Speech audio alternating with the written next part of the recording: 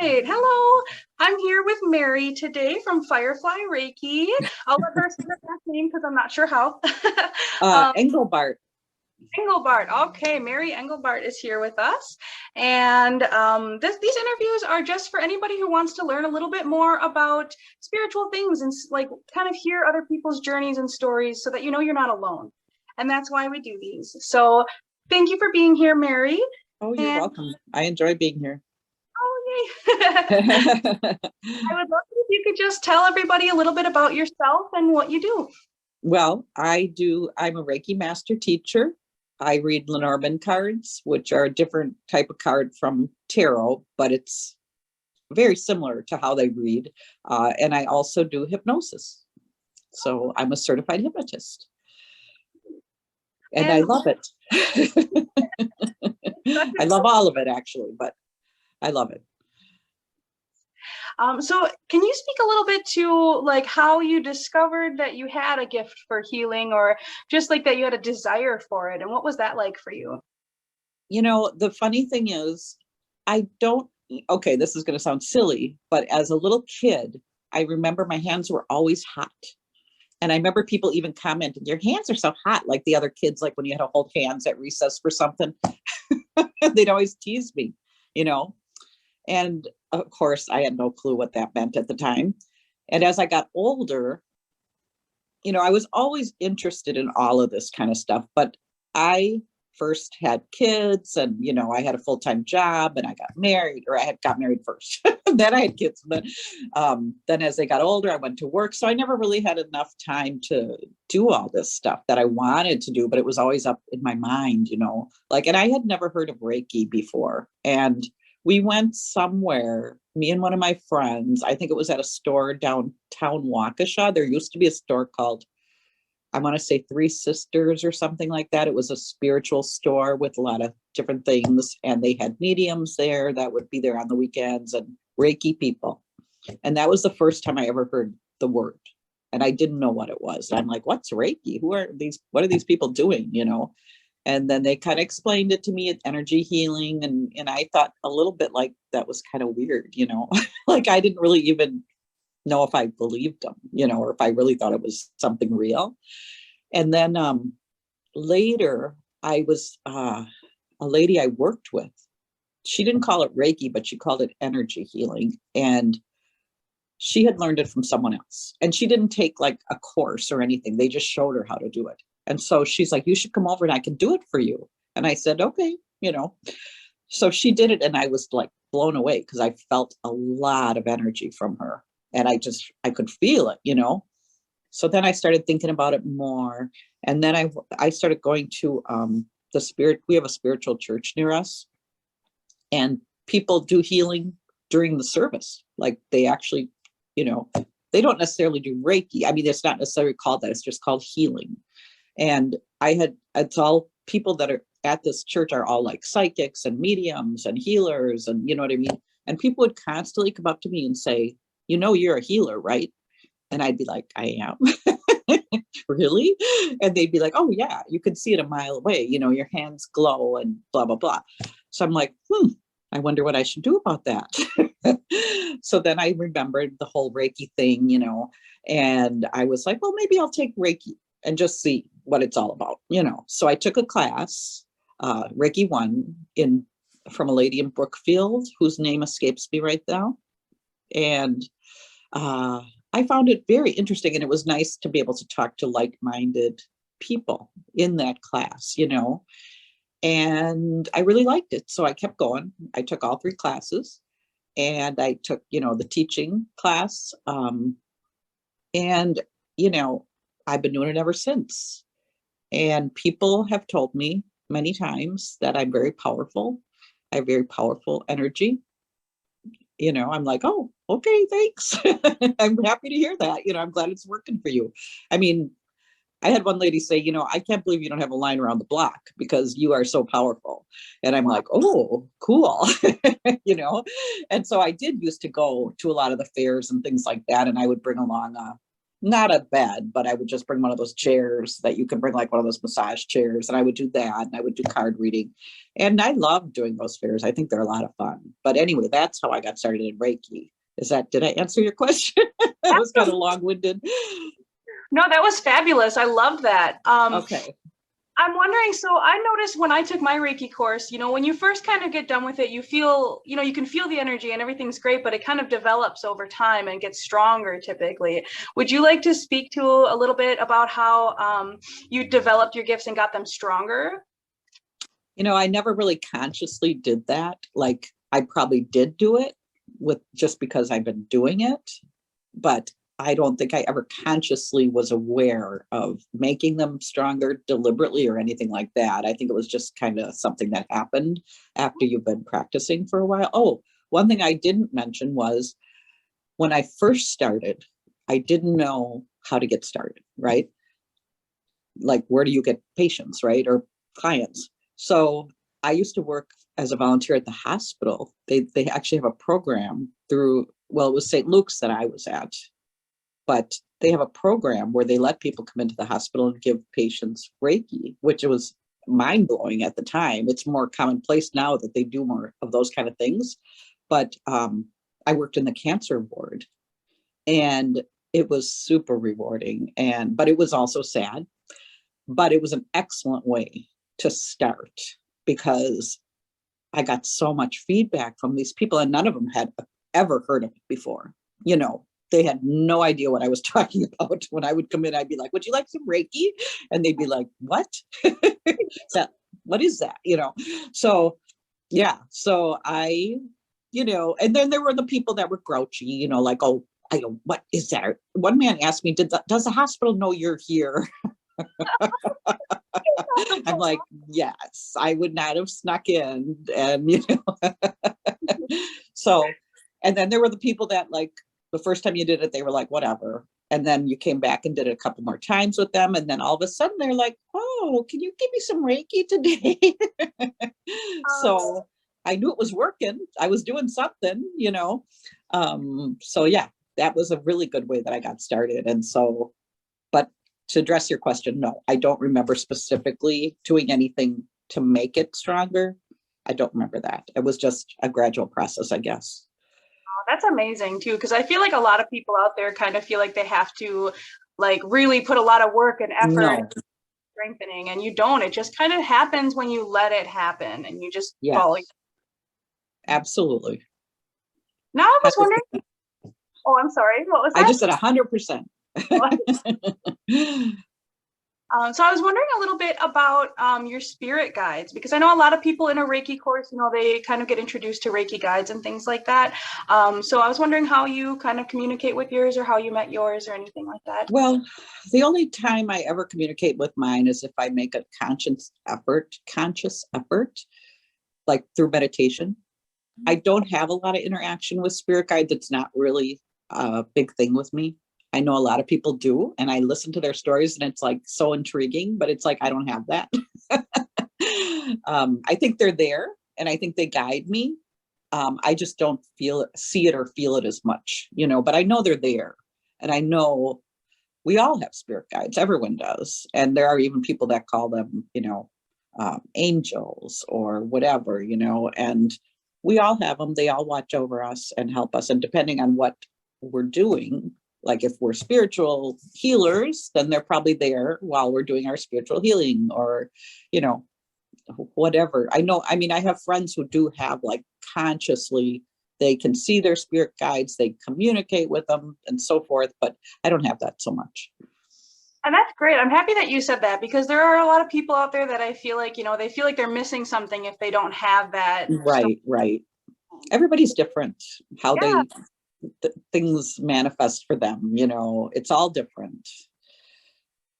And I love that you still are this powerful healer and doing all of these powerful things, even though it's not a big part of your practice right now. And that's awesome. And it's good to know that that's a thing too. So that's really cool. Yep. Would you like to talk a little bit about a time where you experienced a dark night of a soul, and kind of, after a really hard time like that, there's usually a really positive thing that comes out of it, and you can look back on all the lessons. Would you like to kind of tell us a Yes. story about Well, as many people know who know me, I just recently recovered from breast cancer. That was quite difficult, and my treatment ended right as COVID began. So I was basically stuck in the house for like 3 years. I couldn't do anything. Like first it's because I was too sick, and then it was because of COVID. And I had, my immune system was so weak, and I was so weak that if I had gotten it or gotten something like it, that could have been it for me. So, and right before I got breast cancer, got diagnosed with it, I had just opened a wellness studio with a friend of mine. And I was super like pumped and excited. And I had all these ideas and all these things I wanted to do. And 3 months in, I was diagnosed with stage 3 breast cancer. So I could not have ever foreseen that, happening. And I didn't know what to do. Like, what? So that was pretty dark. It didn't start out dark because I still had like thoughts like, oh, maybe I'll be strong enough. I can still come in and do stuff, because you don't have a clue when you first get diagnosed. It turned out I ended up having 2 surgeries, 6 months of chemo, a month of radiation every day. And then I was like as weak as a kitten after that. Literally couldn't stand my feet for more than a couple minutes without having to sit down. And then COVID came. And I was like, oh my God, what else? Well, I don't even want to say the word, but not a good time for me. I was bald, all my hair had fallen out. I had, I had put on weight because they had me on steroids. So I had like a really round face, and I was bald, and I had no eyebrows. And I didn't want to look at myself in the mirror. I couldn't even recognize myself. I was so weak. Like I was just like thinking, am I ever going to be normal again? Ever. Like I wasn't even thinking about going back to work or anything like that. I was just thinking about, am I ever going to be me again? So yeah, that was a rough time. And I'll tell you though, it gives you a lot of strength to go through something like that, because I absolutely focused on positive things, and you can't let yourself go down the dark path because you may never come back. And it was not easy. And I give a lot of credit to these people. I mean, when you're healthy, you don't realize what these people are going through that are sick and have, not just cancer, but all kinds of different diseases that people have to deal with on a day-to-day basis. And, you just kind of take it for granted that you're healthy and, it's just them, whatever. Not that I'm totally like cold, or I was totally cold, but I think you just don't understand. You just can't relate in any way, especially when you're younger, you just think, oh, they must have done something to cause that to happen to them or whatever.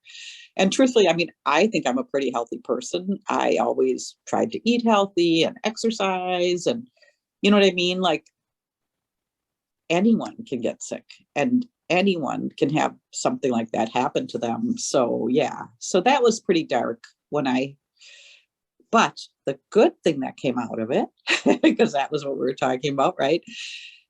I think I always had a good attitude. I really do. But I think I appreciate it more now. Like I appreciate life more in general. I take it one day at a time. And like when I signed up, I just opened a new space now, like within days of our talking right now, days ago. And it was like not a hard decision to decide to do it, because I thought to myself, anything can happen to anyone at any time. No way you can base your decision on that. I'm ready. I was ready. So I did it. And, I would have done it again.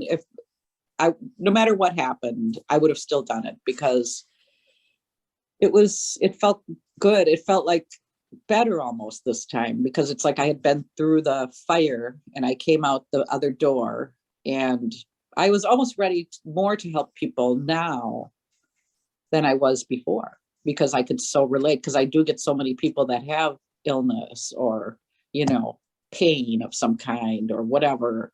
And I can relate to that a lot more now when they tell me that than I could before. Oh, So I hope I wow. answered the question. Yeah, absolutely. Thank you so much for sharing that. That's really personal, and I really am glad that you're open to sharing that and just letting people know that even when something that devastating happens, you can still come out the other side with a positive attitude. And, now you can help those people even better, like you said. So sometimes even bad things happen and then good things come out of them at the end. Yep. And I remember when I used to work at the cancer ward at the hospital, looking at those people and thinking, oh, those poor people, oh, I feel so bad for them. But I felt like I was 1,000 miles away from that. Like that would never be me, little did I know. But you know what I mean? I think it just helps you to relate to people better when you go through something. Sure. Thank you for sharing that. Sure. My next question involves your daily spiritual practice. And I'm just That's a good one. wondering, like, what that looks like now and how it's developed over the years since you started on your spiritual journey. That's such a good question. Let me think here. I do try to meditate every day. I always ground and protect myself every day, probably a couple times a day. I try to meditate a couple times a day. What else? Nothing really big that I can think of that I do. It's mostly that. I try to meditate before I have a customer, and kind of connect with their energy before they even are there. I think about that person, try to connect with that person. Yeah, that's really about it, I would say. Oh, great. I really would love to hear a little bit more about the Lenormand card readings. And if I said that wrong, please correct me. Lenormand. Lenormand. Lenormand cards. I'm just going to show you a picture of Oh, the box so you can see what they look like. These are Lenormand cards. Kind of coming apart there. Lenormand cards. Okay. And Madame Lenormand lived in France many, many years ago. She actually used to do readings for like Napoleon and royalty and stuff like that. She was very famous. She invented it. She started out using just like the actual Lenormand cards are actually the size of a deck of playing cards. Oh, very And cool. she started out just using playing cards to give people readings. I don't know how she did it at the time, but that's how she started. And a friend of mine that I worked with was from Germany, and she taught me how to do it. And her mother taught her, because it's much bigger over in Europe than here. Like it's much more commonplace over there. And so when I used to go to her house to visit or whatever, she would give me readings with Lenormand cards. And I was just fascinated.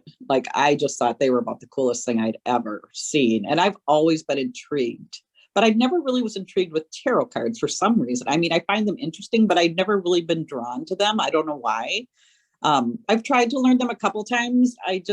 But the Lenormand cards was like instantly, like I couldn't wait to get my hands on them. I was like reading everything I could about them. And, I started giving readings probably way earlier than I should have, because I was so excited. Yeah, so I don't know how to explain them exactly. They're more basic pictures, like, the guy on the horse and then they also have the inset of, it's hard to get it to work for some reason, the inset of a playing card and of a suit on them, because that's where they originally came from. And that can mean different things as well. Each card, has its own symbol. Like this is the letter. And some of them are a little old fashioned, because it is from the olden days. So you just have to kind of like, sometime if it's a symbol that symbolizes communication, like a letter, you just have to realize that nowadays it might also mean an email or, a cell phone text, or, you know what I mean? It could be many things. You just kind of have to modernize it to fit this time period. And what I like about Lenormand cards, and this is in my case, I don't know if it works this way with everybody, but it kind of opens my imagination. It unleashes my imagination. So I start out reading them just like you read them, like you're supposed to read them, I have the person ask me a question. If they're present, they shuffle the cards. If they're not, I shuffle the cards. And then what happens is when I look at them, I get the meanings, you know, like it sort of tells a story. Like each picture, it makes a difference if this picture is next to this picture or next to a different picture. But then what happens is once I start seeing the story, my mind starts going. And I think it's almost my psychic ability, because I've discussed this with people.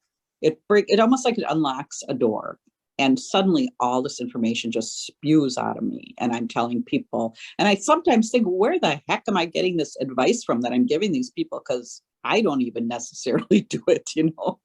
Wow. But they're like, oh my God, yes, on target. That's exactly what I need to do, you know. And it's like, I don't know how to explain it exactly, but that's the way it works for me. It starts out as the way you normally read the cards, but then it turns into this whole other thing where, you know, I'm just giving you this advice and I have no idea where it's coming from.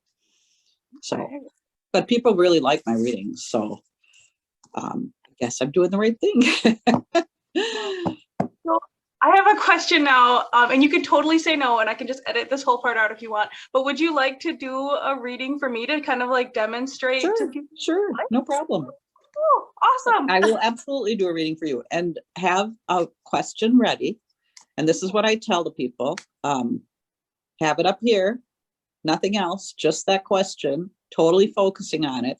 And since I have to shuffle, I'll be shuffling. And what you're trying to do is put the question into the cards as I'm shuffling, and you tell me when to stop. Okay. It can take a long time or it can take a short time, but you should sort of get like, oh, that's it. I'm done. You know, like I got it in there now. They got the question. Kind of hard to explain what I'm talking about, but okay.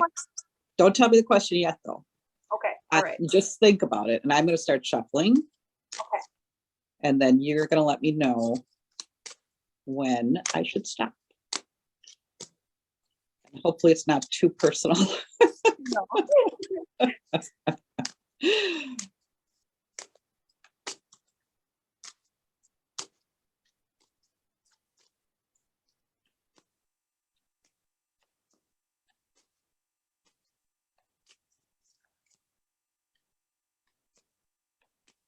No. Okay. So now you tell me your question. So I just started a new job, and I'm just kind of wondering like what kind of lessons I'm going to learn through this job. Okay. That's a good question. Well, it's actually going to be a little bit harder than you think. There's going to be a little bit more something. It's not as straightforward as you were imagining it to be. There's something more that's going to come up, or, you know, be a little tricky that you didn't realize was going to be that difficult. But you will learn a lot because of that. There's, let's see here. You will get stronger as a person, as a worker. I don't know what kind of job it is, but whatever kind of job it is, it'll make you like stronger and better at that job. But it's going to be a little while. It's going to be a little difficult. There's also going to be a little, it appears that there might be a difficult person that you will be working with. Somebody that's going to cause you a little bit of anxiety, and you're going to be a little, I don't know about nervous. I hate the word nervous, but they just kind of are going to bug you, I guess is a good way I could put it. They're, I don't know if it's like they don't think you know enough, so they're constantly going to be on your case about, you know, you got to do this too, and you got to do this too, you know, like one of those people. Did you do this, you know? And but in the long run, if like you go with it and don't like take it all real personally, and you just kind of let yourself, okay, yeah, you know, thanks for telling me that, that's nice. It'll make you much stronger at that job, and you'll be very successful.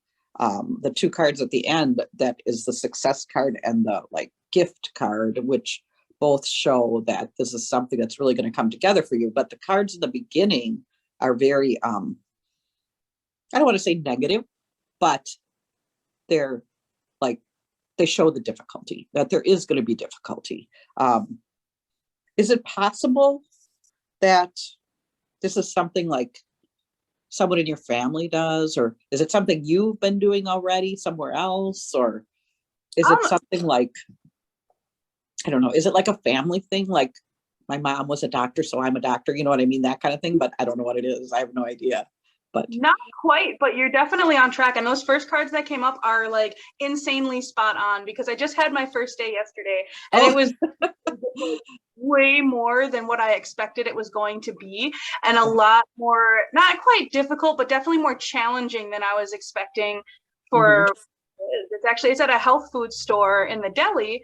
And that's interesting, because one of the cards that came up is a tree, and the tree can often signify health. So that's interesting. Yes. Sorry, continue. No, well, because I've worked in delis before, and I've done a lot of grocery store work. I have a degree in culinary arts. That wasn't really my thing, and so I just kind of like ended up in grocery store. Some kind of food, yeah. And so I've done all this stuff before, but it's been a long time. And the job I had before this was in a meat department, and it was like really slow and boring, and literally kind of killed my work ethic a little bit. It was monotonous, yeah. And so then jumping into this job, all of a sudden, like, it's not just a deli, it's practically like a little restaurant. You know, I'm going to be kind of like a line cook sometimes. And it's like so much more than what I expected. And so all of that stuff really resonates. And just from what I know about delis in general, like there's always somebody who's going to be like a troublemaker to some extent. And so like that doesn't surprise me almost any job, really. And the family thing is really cool too, because I met the person who hired me at a metaphysical fair that I was working. Told me that she runs the store, and like it just kind of happened like really cool like that. And I love that when that happens, because it's meant to be, you know, it's meant that you meet that person and that you get together. Yeah, I love that.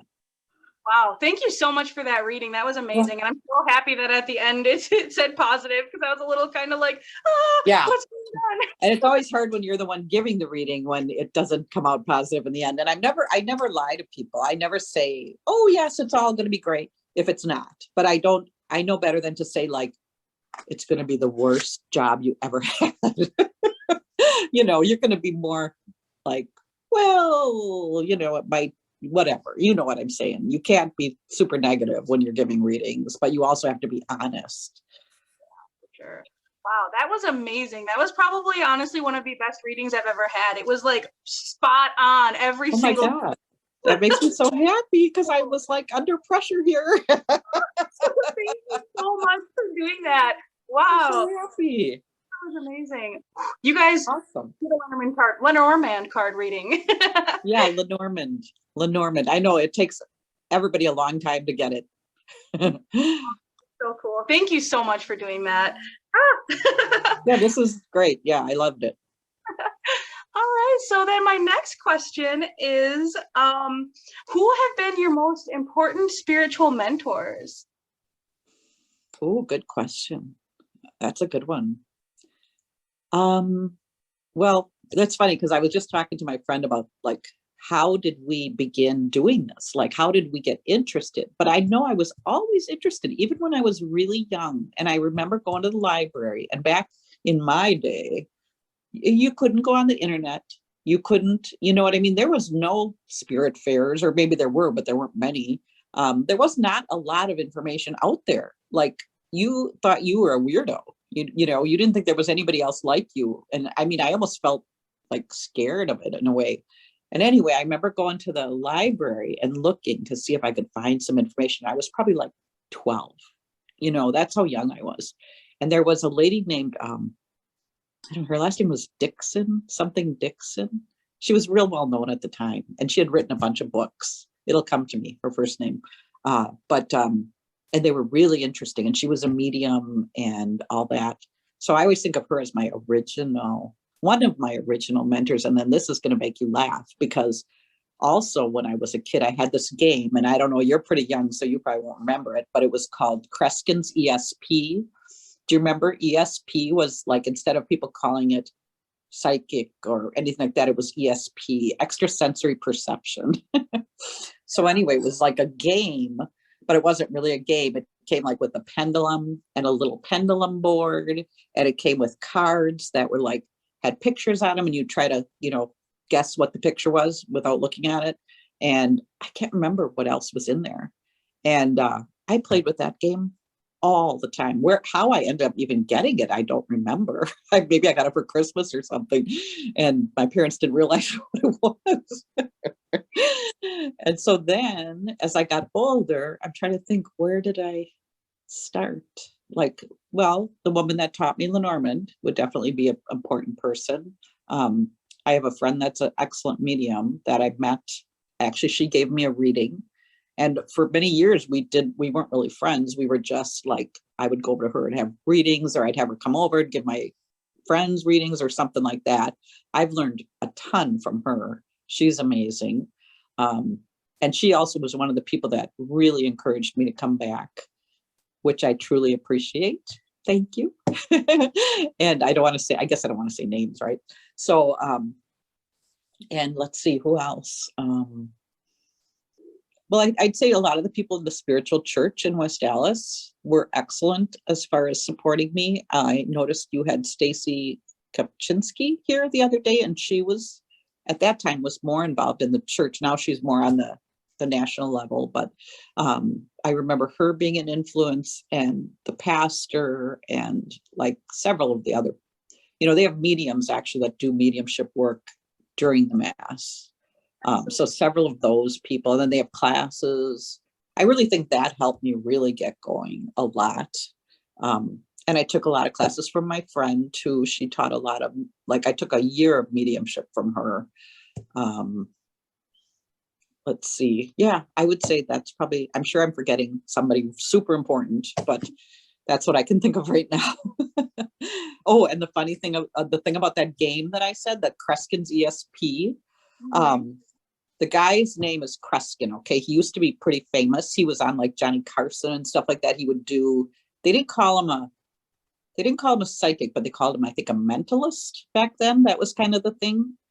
And anyway, so me and my friend, I don't know if you've ever heard of, we went to New York to the spirit camp there. It's like one of the biggest ones in the country.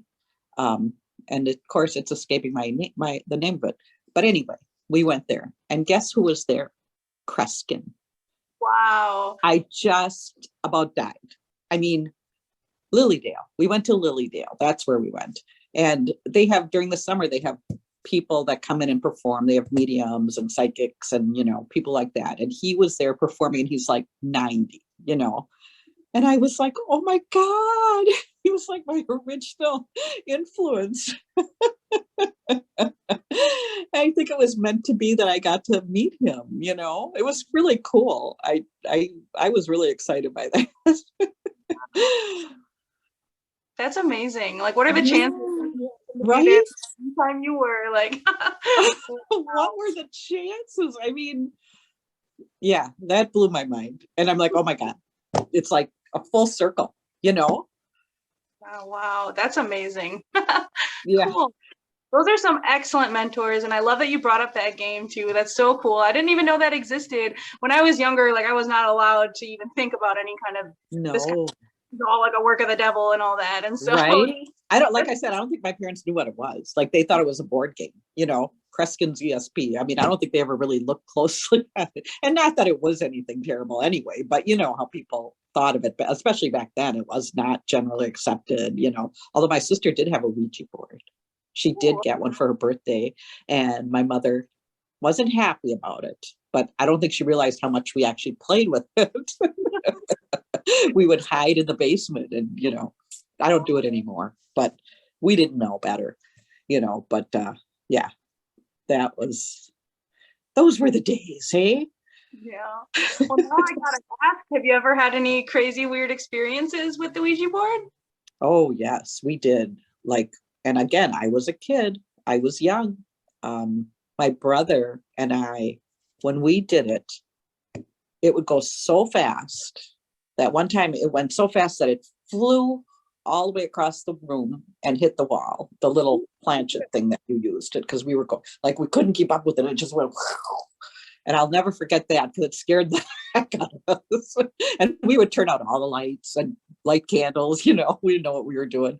But we did get a lot of like connections, like a lot of answers and back and forth. And, especially when I was with my brother. Wow, that's so cool. I've never personally, I've always been a little too scared, but I know. And I won't do it anymore because now I'm scared. But when I was a kid, I didn't know. I didn't understand, So, but now I'm sort of like that too. Yeah. Cool.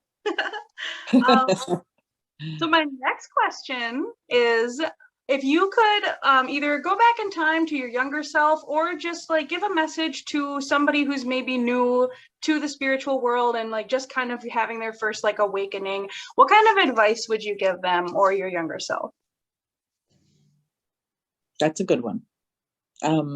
I think I would tell them that not to feel like anything's wrong with them, and either whether it was me or them, and that it's actually a wonderful thing and a great thing. And you've been chosen to do this, from all the other people. God chose you. And I mean, I guess I shouldn't say God, but a higher power chose you. And like I have had people say to me, like when I said, talk about Reiki or something, like, oh, people aren't supposed to do that. Only God can do that, And I'd say, but where do you think it comes from? He's giving it to us to use. He wants us to use it. So I think if I wanted to, talk to that person, that's what I'd want them to know, that they shouldn't feel like they're doing anything wrong or that they're guilty of anything, that this is a gift that a higher power bestowed upon you and wanted you to have. I love that. Thank you for saying that. And that's so true. The truth. It's the truth. It all just comes through spirit. It's not, oh man, I love it. Thank you. That's amazing. And, I was going to just say, and this isn't really, but I would recommend, I don't know if you know who Teresa Caputo is, but I just got done reading her first book. And I would recommend anyone who's just starting out and feels confused to read that book, because she talks all about when she was a child and didn't know what it was and was petrified and, would see people standing in her bedroom at night and things like that. And I would have loved to read that book when I was young, like to have, she maps it out step by step, and from the time she's little till she's an adult, mature woman who's, going out and doing mediumship. So, she explains it so clearly, and it's really, I learned a lot of things I didn't know, so I would recommend that book to someone who's starting out. It's really interesting. And just for anybody listening, I'm going to attach a link to the book or to Teresa Caputo's website and the ESP game, if I can find it. I'll try to find it too. And I think it's on like eBay sometimes. You can find it. Cool. All right. Awesome. And I love Teresa Caputo too, by the way. She's so sincere. And I don't know. She's probably been another one of my big influences because I really follow her. Wonderful. Yeah, she's one of the greats. Along with many other great people. Oh yeah, there's so many people to learn from, and influencers and mentors. They don't have to be a person that you constantly talk to. It can be the book you read. It can be the YouTube channel you watch. It can be any of that. So that's really great. Yeah, and I always tell people, like the people that come to me, I always tell them stuff like that, like, oh, this book really helped me with this, and this meditation really helped me with this. And, I'm always giving them names of, and they always get back to me and say, oh, you were right. That meditation really worked well for me. And you know what I mean? So it's not like, I don't know, like you just said, they all can be an influence on your life in a big way. Like if it makes you sleep better at night by listening to that meditation, obviously you're going to be a better person because you're not going to be tired and crabby all the time. And you're going to have energy. So yeah, everything matters. And sometimes you just happen to meet that person for that amount of time to learn that one thing that they had to tell you. That might be the only thing you needed to know from that person, I love that. That's great. Mm-hmm. Oh, I'm glad. My next question is about having a spiritual business. Because I know that for a lot of people in this field, like doing it as a living is like the dream. And so I'm wondering, in your opinion, what do you think the most important personality trait or strength that someone would need to find success in a spiritual business? That's a really good question. I never personally thought I would be running a spiritual business. Like, I had a regular 9 to 5 job for 25 years that I retired from. And then I had time to actually get more into this stuff, which I always loved, and I just never had time for. And gradually, as I got into it, I just, wanted to do it more and more, and you need a place to do it. And you need, so it kind of falls into place. But I would say, kind of person. I mean, you don't want to go in and thinking, I'm going to make a ton of money.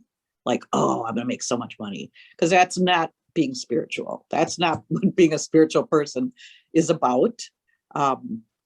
That's not why you go into the spirit. I mean, there are lots of people that do that, but that's not a good reason to become a spiritual, healer or thing. That's not why you're doing it.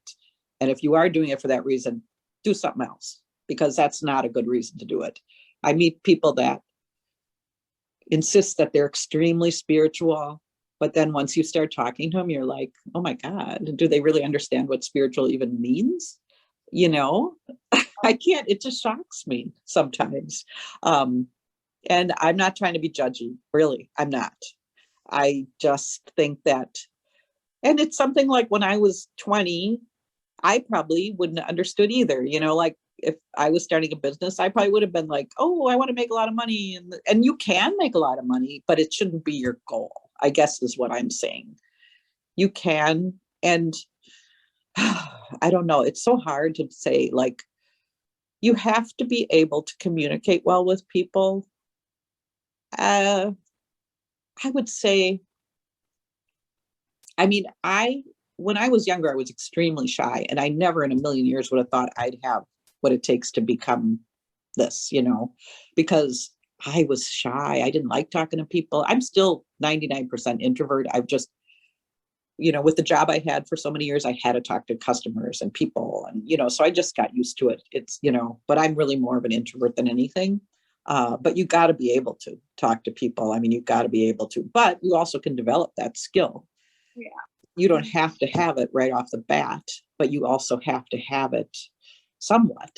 You might want to start out just working at like spirit fairs and things like that to kind of get your legs going so that you understand what it's like, all the different kind of people that are going to come to you. They're all different, they all have their own ways of doing things and asking things. And, some of them can be a little nasty sometimes, even. Like, I had a woman that was mad at me because I wouldn't give her the lottery numbers. You're always going to have, no matter what. You got to have big shoulders. Is that how they say it? Got to have big shoulders. Like, you just can't take anything personally that they say to you. Like, I had one guy say, he wanted his money back, and that wasn't, it's like, you just got to be like, that's cool, whatever. It's all good. Like, you got to have patience. You've got to have, I think you have to be a really like sensitive person, but yet able to handle criticism and stuff like that, which is kind of a weird combination when you think about it. Mostly sensitive people, they're going to burst into tears if someone yells at them. And I would have 20 years ago, probably. But you learn that it's not about you. That's another good point. It's not about you. It's about what you're doing. And it's not all about you. I mean, you have to remove your ego from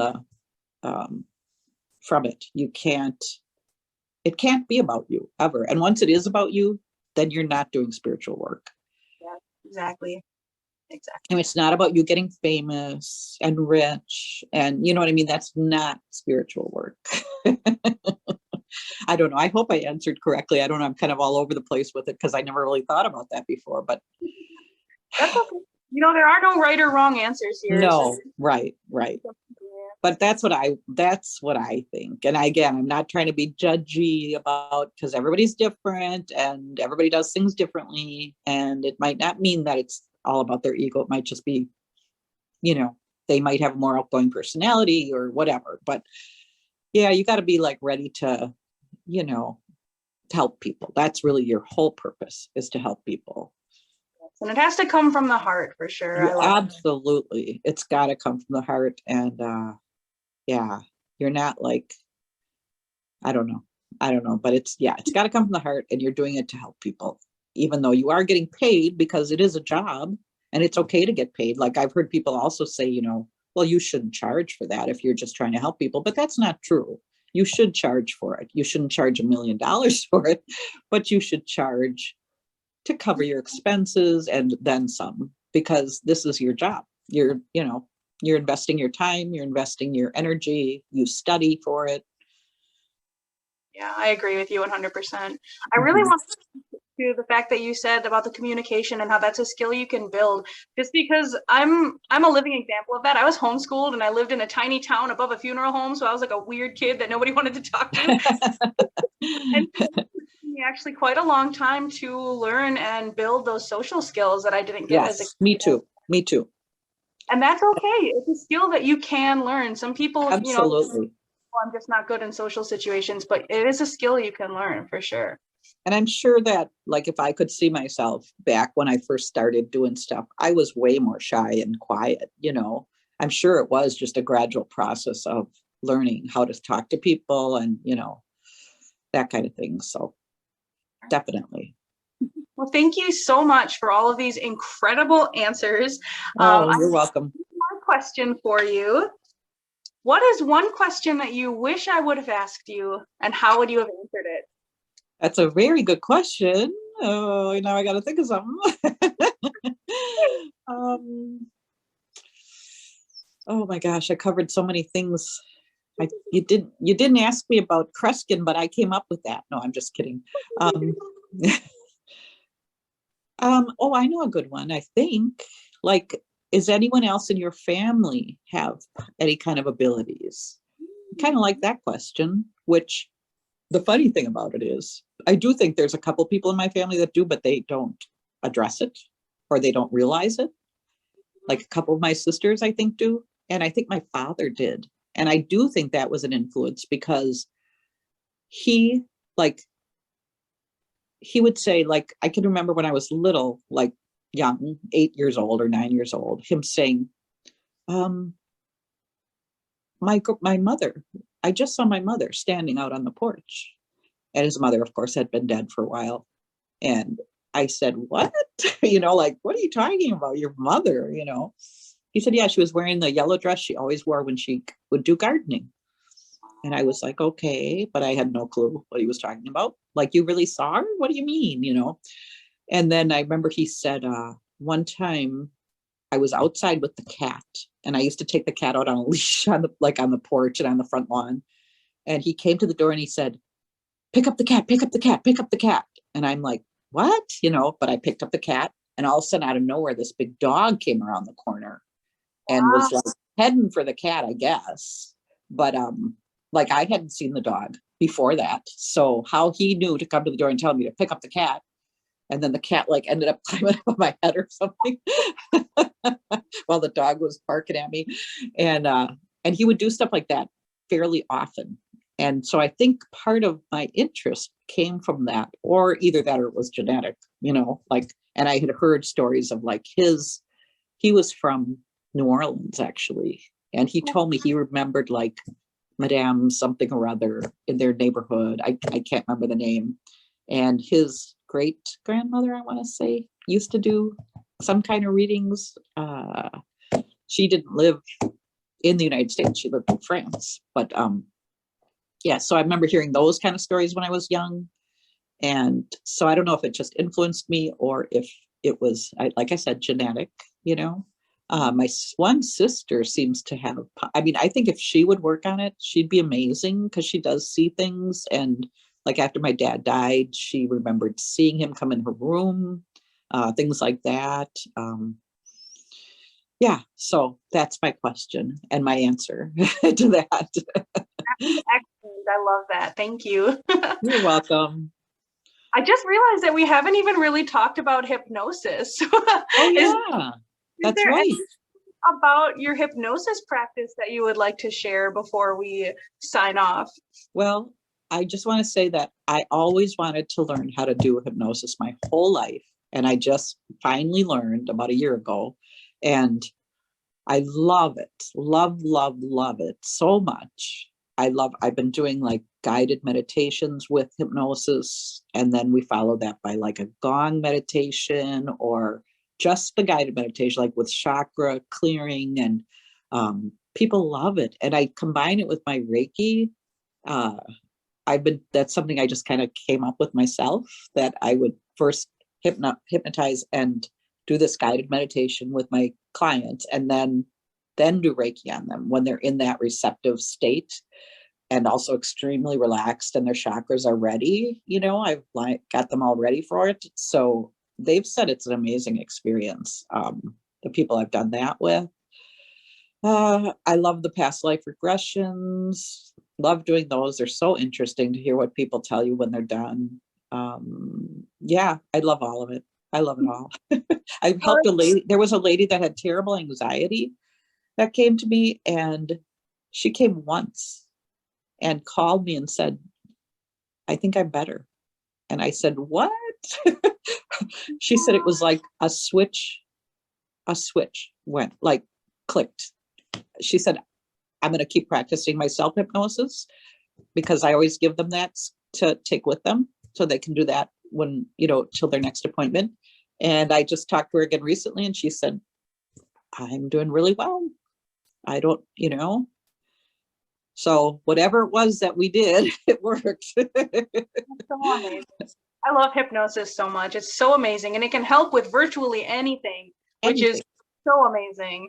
Well, it's so amazing because your mind is so powerful, but people don't realize, because it's not the hypnotist doing this. It's your mind. The hypnotist is just reaching in there and pulling that out so that you can like understand, or, your subconscious can hear it, and help your mind to do what it needs to do. Basically, does that make sense? Absolutely. I love that. Thank you. Oh, wow. So this has been amazing. So thank you, Mary. The time flew. Oh yeah, right? Yeah. So the last thing that I'd like you to answer is just, where can people find you? And if they want to get a reading or hypnosis or Reiki, how do they contact? I have a Facebook page called Firefly Reiki and Hypnosis. I took off the Lenormand Cards because I still do them, but it was just such a long name that was kind of hard to keep. Firefly Reiki, blah, blah, blah, blah. So it's just remember Firefly, and I'm on Facebook. I work out of Brookfield. That's where my office is, but I also do phone readings. I do groups. If you would want to have a group, like a group hypnosis or a group guided meditation or anything like that. And I do travel. I just don't want to travel too far, but I do go to Beloit, and I do go to East Troy and Madison. So, it's not like, don't be afraid to ask me because you think you live too far away, because I'll do it if it's up my alley. All right. Well, thank you so much, Mary. I am very happy to have done this. This was awesome. I was nervous all day about it. All right. Well, you have a good night. And you too. And thank you for asking me. Thank you for being here. Mm-hmm.